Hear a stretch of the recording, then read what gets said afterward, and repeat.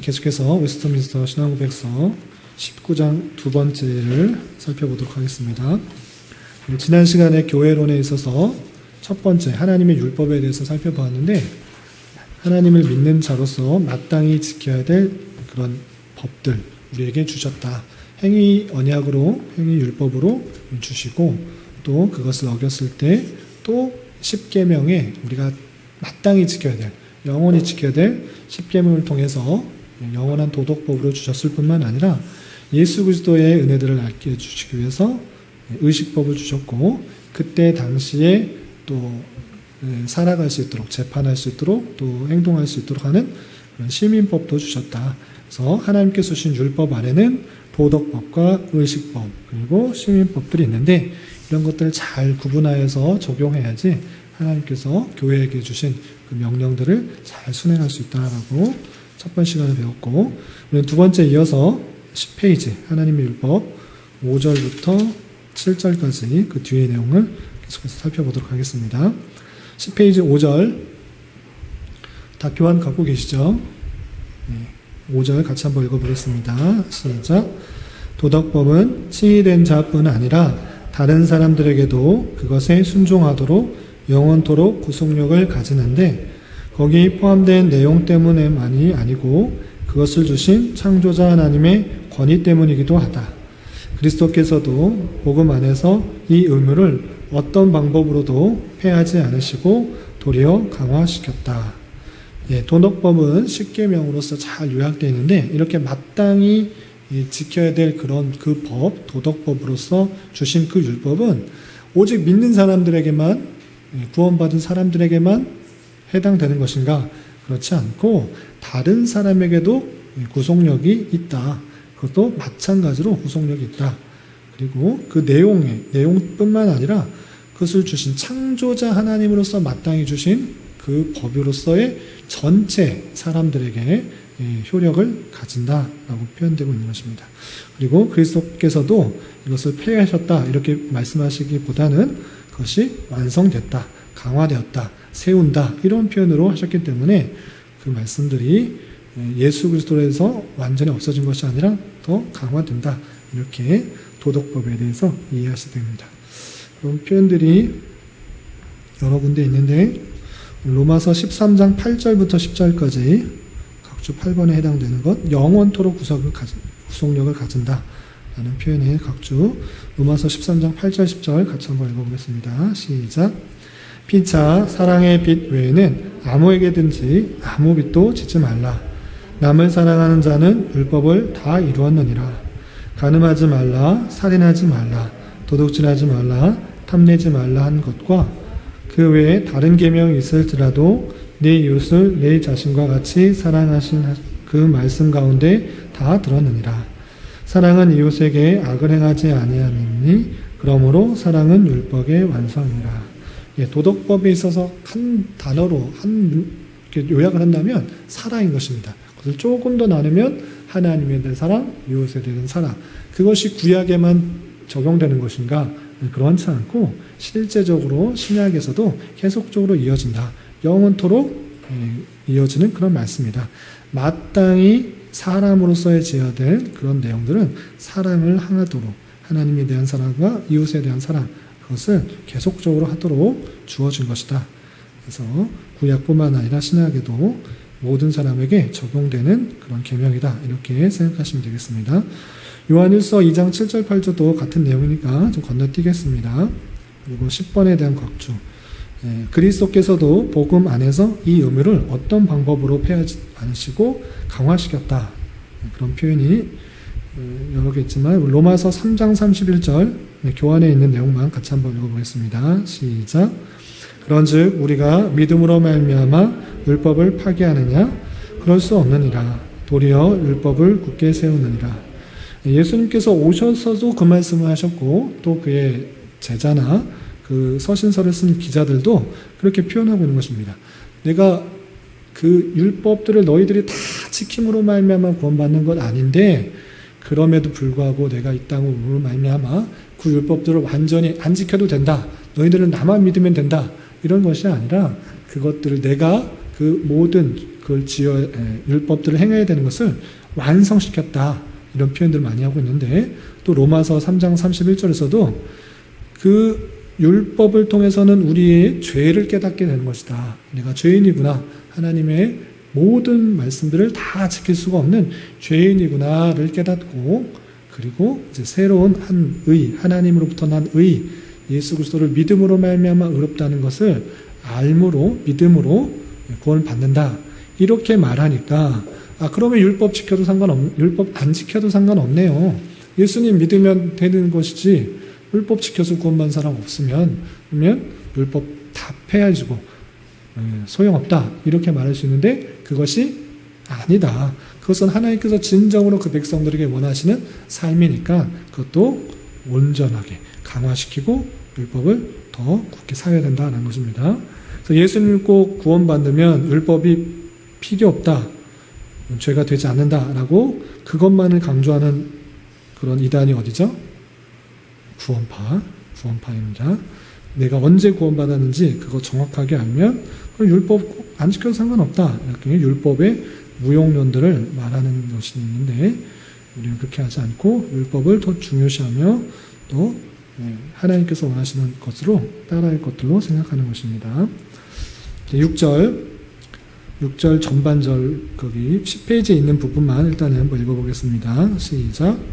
비록 참된 신자는 행위 언약으로서의 율법 아래에 속하지 않으므로 그것에 의하여 의롭다함이 되거나 혹은 정죄되지 않지만, 그것은 그들에게나 또 다른 이들에게 크게 유익하게 사용되는데, 그들에게 하나님의 뜻과 그들의 의무를 알려주므로 삶의 규칙으로서 그것은 그것에 따라 행하도록 가르치고 구속한다. 또한 그들로 하여금 그들의 본성과 마음과 삶이 죄악으로 더러운 것을 발견케 하며 율법에 의하여 자신을 살핌으로 더 나은 확신과 겸손과 죄를 미워하는 마음에 이르게 한다. 따라서 그들이 그리스도와 그의 순종의 완전함을 가져야 할 필요보다 분명히 보게 한다. 아까 말씀드린 것처럼 우리가 구원받는 것은 믿음으로 말미암아 구원받는다라는 그런 그 약속, 그 새 언약에 의해서 우리가 율법을, 행위 언약을 다 지켜야 구원받는다라는 것이 없다라고 말하지 않기 때문에 잘못 생각하면 그것이 필요 없다, 무용론을 말하게 되지만 그렇지 않다는 것입니다. 그래서 어떤 유익들이 있느냐? 첫 번째, 그들에게 있어서나 또 다른 이들에게 크게 유익하게 되는데, 어떤 유익이 있느냐? 하나님의 뜻과 그들의 의무를 알려줌으로 삶의 규칙으로서 그것에 따라 행하도록 가르치고 구속한다라는 것입니다. 그러니까 하나님께서 원하시는 것은 그냥 못 지키니까 너는 마라, 믿음으로만 구원받고 이것은 아니다, 이것 아니고 계속적으로 줌으로 말미암아 자신에게나 다른 사람들에게나 하나님의 뜻도, 그리고 마땅히 사람으로서의 의무들을 알려줌으로 규칙이 세워주는 것이다. 계속적으로 행할 수 있도록 유효하게 적용된다. 다 지켜서 구원받는 것이 아니짐에도 불구하고 지키도록 노력해야 된다라는 것을 알려주고 있는 것입니다. 그리고 그 하나님께서 주신 그 모든 말씀들을 지킬 수 없다는 것을 깨달으면서 또 느끼는 것입니다. 내 본성이, 또 마음이, 삶이 죄악으로 더러워진 것. 내가 이렇게 살아야 되는데 그렇게 못했구나. 여전히 세상의 욕심과 세상의 것들을 더 좋아하고 하나님께서 원하시는 마음들을 잘 품지 못했구나라는 것을 그 삶의 기준을 통해서, 그 율법의 기준들을 통해서 자신의 연약함과 죄악들을 발견하게 된다. 정죄의 기능을 또 가지는 것입니다. 그리고 율법에 의해서 자신을 살핌으로 더 나은 확신과 겸손과 죄를 미워하는 마음에 이르도록 그 율법이 사용된다. 이렇게 하는 것입니다. 각주를 보도록 하겠습니다. 로마서 6장 14절. 그러니까 율법에 의하여 정죄되지 않는다라는 그런 여러 구절 중에 로마서 6장 14절만 함께 읽어보겠습니다. 시작. 죄가 너희를 주장하지 못하리니 이는 너희가 법 아래에 있지 아니하고 은혜 아래에 있습니다. 로마서의 믿음으로 말미암아 구원받는 이 신칭의 내용이 아주 잘 드러나 있습니다. 로마서에 그거 있는데, 그렇기 때문에 어떠한 율법을 못 지켰다고 해서 우리가 정죄되지 않는 것입니다. 정죄라는 표현은 죄가 있다고 판결해 나는 것입니다. 너 죄인이다 라고 판결하는 것이 없다. 왜? 내가 예수 그리스도를 믿었기 때문에. 믿음으로 의롭게 된 자는 정죄함이 없는 것입니다. 어떠한 율법을 다 지키지 못했다고 정죄함이 되지 않는다. 우리는 항상 의인이다 라고 표현하고 있는 것입니다. 그럼에도 불구하고, 그러면 뭐 율법 다 지키는 것과 상관없이 믿음으로 구원받았기 때문에 뭐 율법 상관없냐? 그렇지 않다고 계속해서 표현하고 있는데, 각주 12번 보시면 하나님의 뜻과 그들의 의무를 알려주는 그런 역할을 한다라는 그런 구절이 있어서 시편 119편 4절 6절만 같이 한번 읽어보겠습니다. 시작. 주께서 명령하사 주의 법도를 잘 지키게 하셨나이다. 내 길을 굳게 정하사 주의 율례를 지키게 하소서. 내가 주의 모든 계명에 주의할 때 부끄럽지 아니하리다. 하나님께서 마땅히 성도들이 지켜야 될 율법들을 주셔서 그것을 잘 지키도록 인도해 주신다. 삶의 규칙으로서 마음대로 살아라 하는 것이 아니라 이렇게 사는 것이 올바르다라고 알려주는 기준으로서 그 역할을 하는 것입니다. 또 13번 정죄에게는 그 율법들을 보면서 내가 다 지킬 수 없구나, 내가 죄악 가운데 있구나 라는 것을 발견하게 하는 그런 말씀도 있는데, 로마서 7장 7절 말씀, 각주 13번에 로마서 7장 7절 같이 한번 읽어보겠습니다. 시작. 그런즉 우리가 무슨 말을 하리요? 율법이 죄냐? 그럴 수 없느니라. 율법으로 말미암아서는 내가 죄를 알지 못하였으니 곧 율법이 탐내지 말라 하지 않았더라면 내가 탐심을 알지 못하였으리라. 그 기준이 없으면 내가 잘못했는지 못했는지 알 수 없다는 것입니다.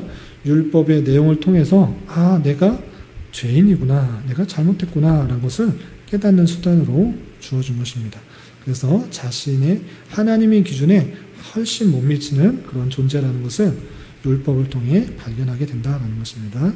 그리고 각주 14번 더 나은 확신과 겸손과 죄를 미워하는 마음에 이르게 한다라는 것인데, 로마서 7장 9절만 같이 한번 읽어보겠습니다. 시작. 전에 율법을 깨닫지 못했을 때에는 내가 살았더니 계명이 이름에 죄는 살아나고 나는 죽었도다. 겸손한 마음이 생기는 것입니다. 또 죄를 미워하도록 그렇게 하는 그런 기능이 있다. 그것이 죄인 줄 알고 죄를 멀리하도록 하는 것이 생긴다. 그것이 율법의 기능이다 라는 것이고요. 또 15번 보시면 그들이 그리스도와 그의 순종의 완전함을 가져야 할 필요를 보다 분명히 보게 한다라는 것이 있는데, 갈라디아서 3장 24절 같이 한번 읽어보겠습니다. 시작. 이같이 율법이 우리를 그리스도께로 인도하는 초등교사가 되어 우리로 하여금 믿음으로 말미암아 의롭다함을 얻게 하려 합니다. 율법이 그리스도께 인도하는 초등교사가 되어준다. 주님께로 더 나아갈 수 있도록 이렇게 인도해주는 그런 역할들을 한다. 율법 무용론자가 아니라 율법이 필요하다라고 말을 해야 될 것입니다. 계속해서 6절 이어지는데 그 아랫단에 있는 거 같이 한번 읽어보겠습니다. 11페이지 맨 밑단 같이 한번 읽겠습니다. 시작. 그리고 거듭난 자들에게도 율법은 필요한데 죄에 대한 율법의 금령들은 신자들로 하여금 옛 성품의 소원을 견제하는 데 필요하고, 불순종에 대한 율법의 경고들은 신자들에게 그들의 죄값을 보여주며 따라서 현세에 그들이 죄 때문에 무슨 고난을 기대해야 할지 보여준다. 율법의 약속들이 보여주는 것은 하나님께서 순종하는 자를 기뻐하신다는 사실이며, 또한 그들은 순종의 결과로 어떤 축복을 기대할 수 있다는 것이다. 그러나 이 기대는 행위계약의 원리에 의한 것이 아니다. 율법이 사람에게 선행은 장려하고 악행은 제지한다 해서 그것이 그가 은혜 아래 있지 아니하고 율법 아래 있다는 증거는 아니다. 거듭난 자들에게, 다른 사람에게도 율법들은 계속적으로 필요한 것이고, 또 거듭난 자들에게도 율법이 필요한다. 어떤 이유에선가 옛 성품의 소원을 견제하는 데도 필요하고, 또 그 죄값을 보여줄 때도 필요하고, 현세의 그들의 죄 때문에 무슨 고난을 기대해야 할지도 보여준다. 이렇게 되어 있는데 각주 하나씩 살펴보겠습니다. 신자들에게도 율법이 필요한 여러 가지 이유들. 각주 16번. 옛 성품의 소원을 견제하는 데 필요하다라는 것을 각주. 시편 119편 101절 한 구절만 같이 보겠습니다. 시작. 내가 주의 말씀을 지키려고 발을 금하여 모든 악한 길로 가지 아니하였으며. 예, 믿는 자들은 하나님의 마음을 아프게 해드리지 않으려고 이렇게 주님의 뜻을 발견하고 그 뜻대로 가려고 하는 그런 의도가 생긴다는 것입니다. 옛 성품의 소원을 견제하는 데 필요하다라는 구절의 근거 구절이 될 수가 있고요. 각주 18번. 예, 각주 18번. 그들은 순종의 결과로 어떤 축복을 기대할 수 있는 것이 아니다.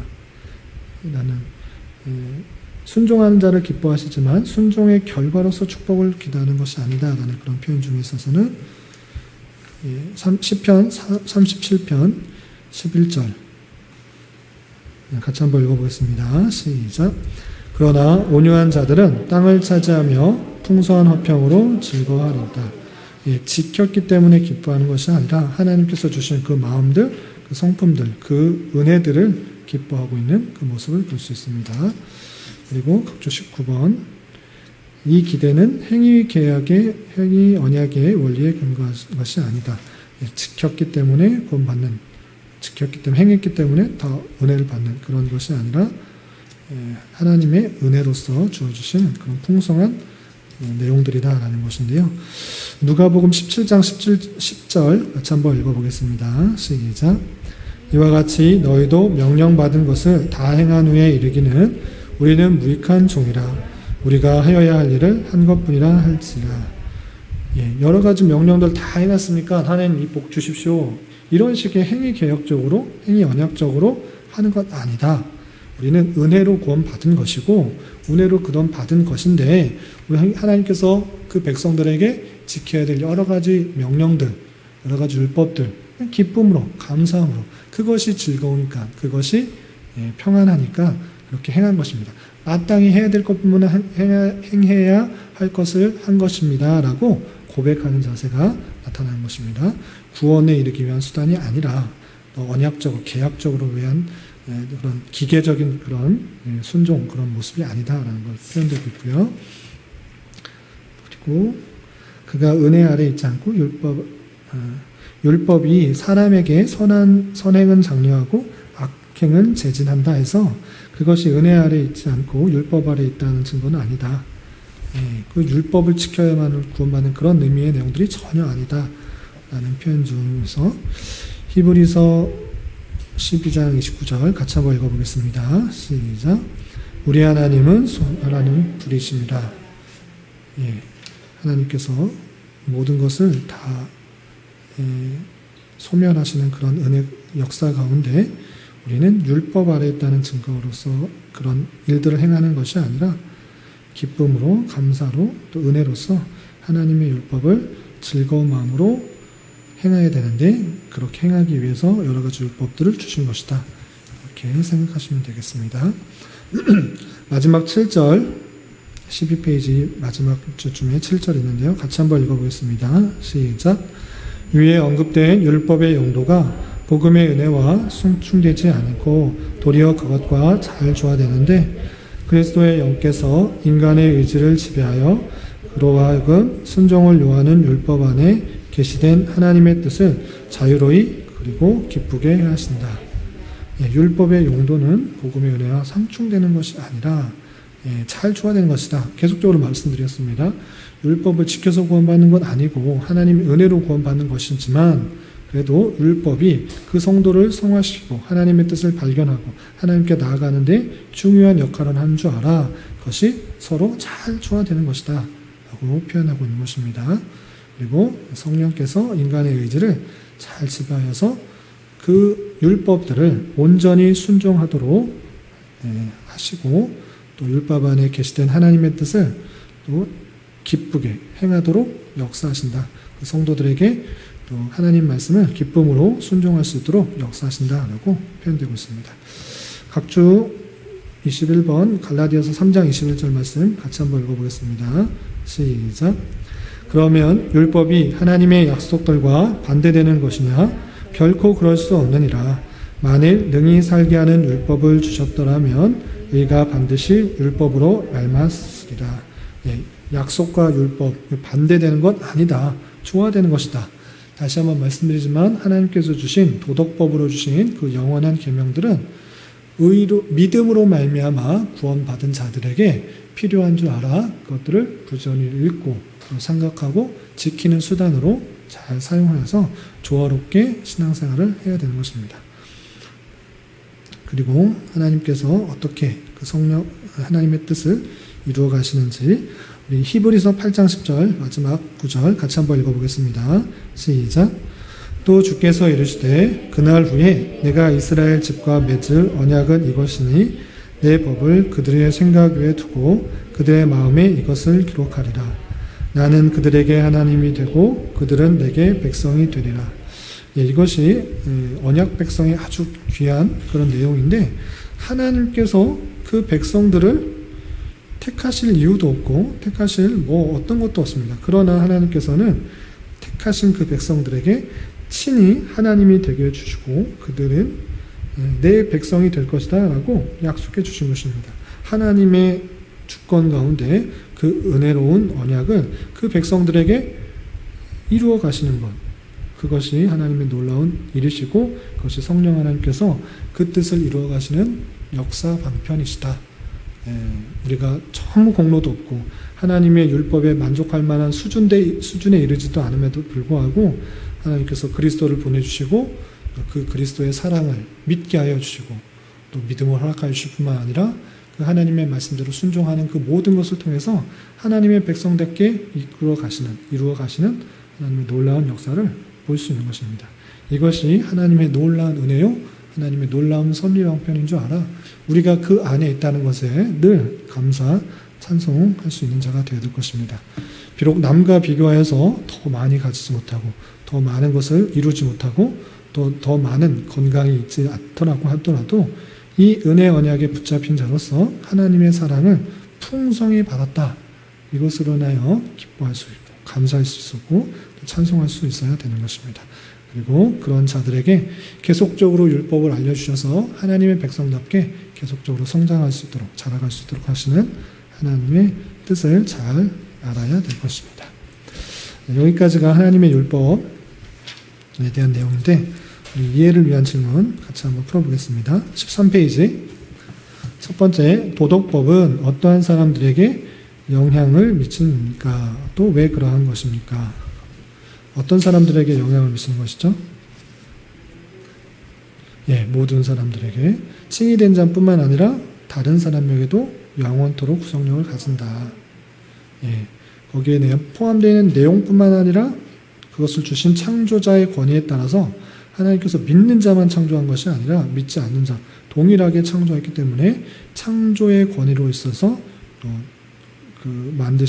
하나님께서 만드신 창조자로서 당연히 모든 사람에게 구속력이 미쳐져야 되는 것입니다.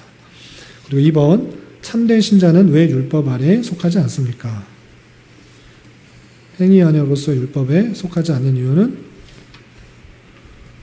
우리가 행위 언약으로서 구원을 받을 수 있는 것이 아니라 율법 그 행위 언약으로서의 율법 아래에 속한 것이 아니라 은혜 언약 아래에 믿음으로 구원을 받는 그런 은혜이기 때문에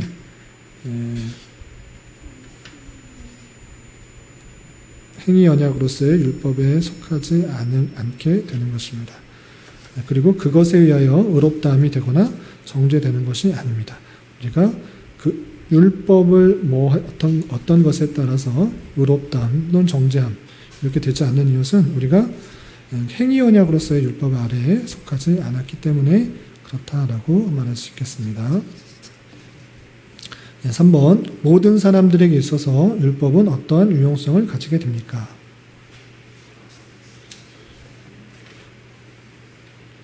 6절 중반 한 절 보시면 셋째 줄 정도 보시면 하나님의 뜻과 그들의 의무를 알려줌으로 삶의 규칙으로서 그것에 따라 행하도록 또 가르치고 구속하는 그런 수 있습니다.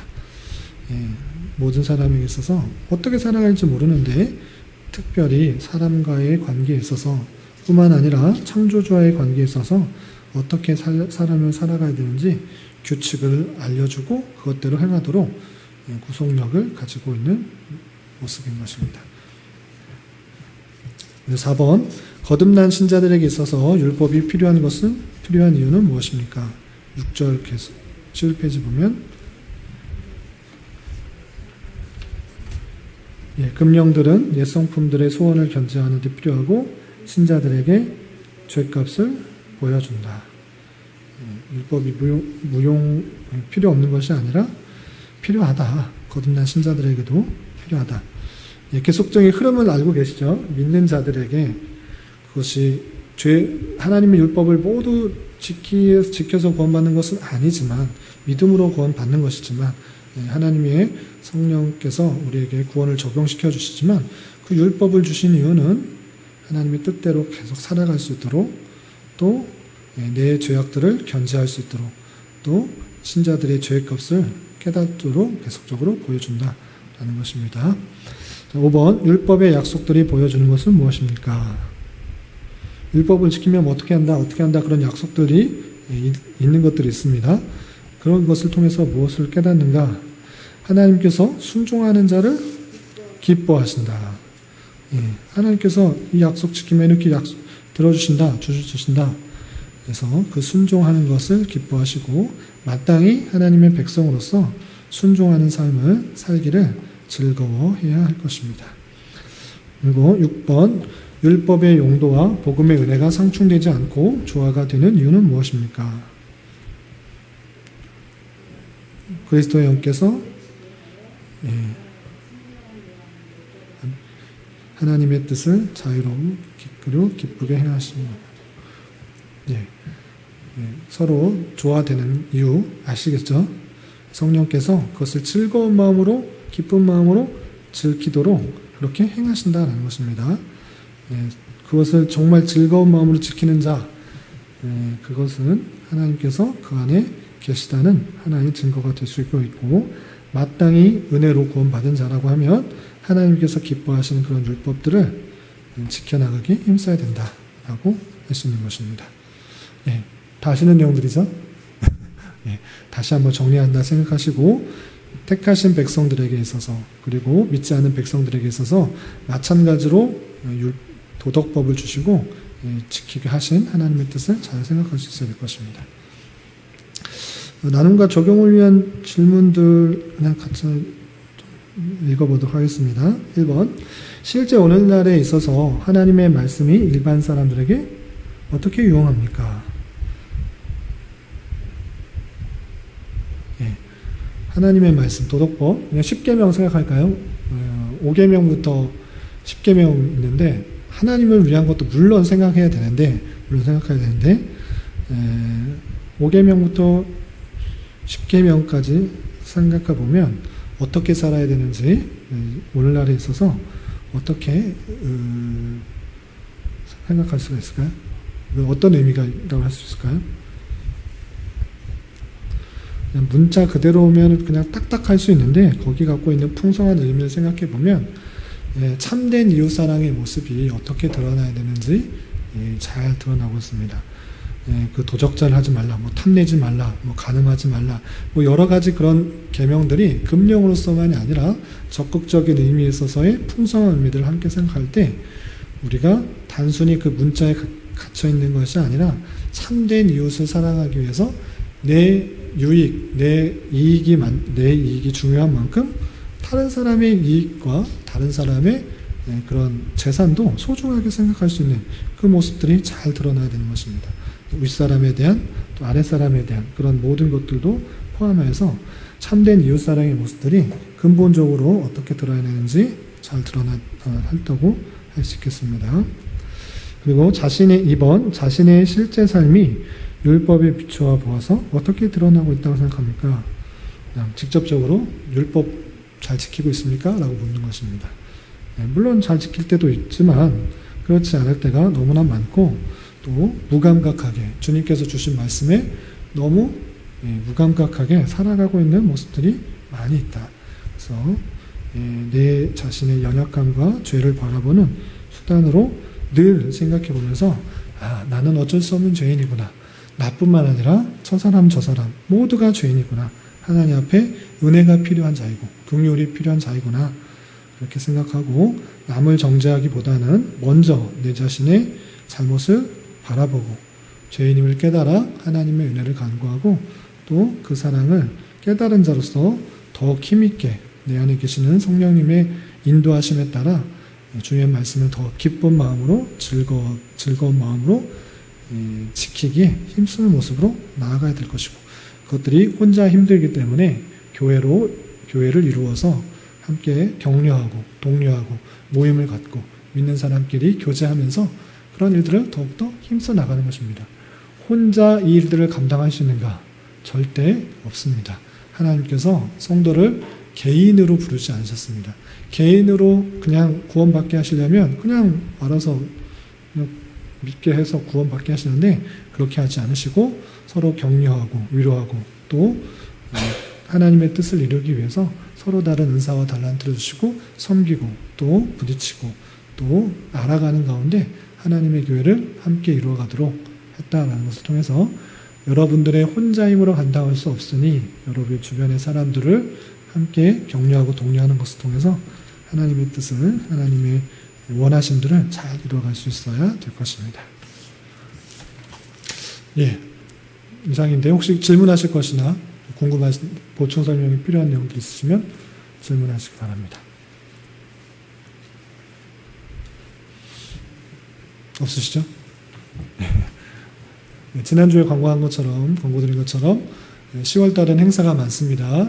첫 번째로는 감사나무 만들기, 형식적으로 하기보다는 한 해를 되돌아보면서 진실된 감사로 감사 열매를 작성해 주셔서 풍성하게 만들어 주셨으면 좋겠고 또 10월 16일에 있는 전교인 야유회 많은 사람들이 함께해서 또 안전하고 즐거운 시간이 될 수 있도록 또 날씨가 받쳐주지 않으면 또 힘드니까 좋은 날씨도 허락해 주시고 계속 좋은 날씨가 허락되고 있는데 그때 또 비 오면 또 연기가 되든지 조정이 되니까 좋은 날씨 허락해 주시고 또 성도들 상황들 가운데 많이 알려져서 많이 참석해서 교제할 수 있는 시간이 될 수 있도록 또 즐겁고 은혜로운 시간이 될 수 있도록 기도해 주셨으면 좋겠고 10월 마지막 주는 종교개혁 기념주간입니다. 올해도 이종정 교수님, 이승구 교수님 초청하여서 말씀을 듣는 시간이 있는데 우리 교회가 바른 신앙의 정신으로 교회를 잘 세워갈 수 있는 기회 될 수 있도록 또 많은 사람들이 함께 참여해서 바른 정신의 신앙들을 나눌 수 있도록 기도를 해주시면 좋겠습니다.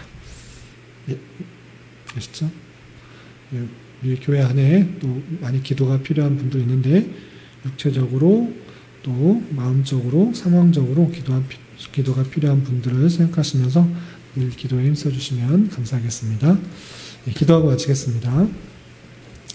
하나님 아버지 감사합니다. 오늘 하나님께서 택하신 백성들에게 주신 말씀들을 어떻게 대해야 될지 하나님의 율법에 대해서 어떤 효용성을 갖는지 다시 한번 정리하였습니다. 우리에게 주신 그 율법의 내용들을 부지런히고 읽고 또 적용하여서 하나님께서 원하시는 백성의 모습으로 잘 성장해 나갈 수 있도록 주님 인도하여 주시옵소서.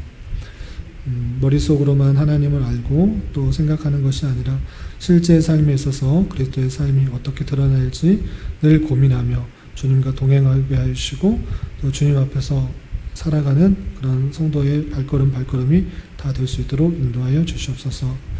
특별히 교회 내 육체의 연약함과 질병으로 병원에 또 의료의 손길을 받는 여러 지체들이 있습니다. 주님 함께하여 주시고 또 잘 치료되고 회복될 수 있도록 은혜를 더하여 주셔서 또 건강한 모습으로 맡겨진 일들을 잘 감당할 수 있도록 은혜를 더하여 주시옵소서.